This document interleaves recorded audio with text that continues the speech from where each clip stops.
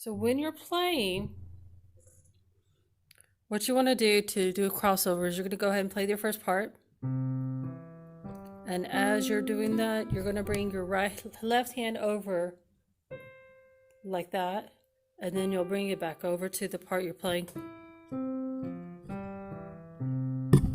I can bring it back a little bit so I can do that easier. So let me show you again.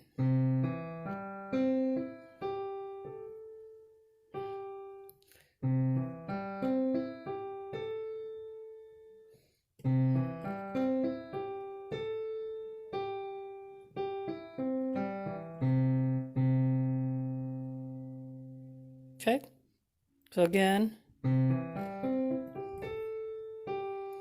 Okay, and if you want to do the opposite where you do the right hand, you would just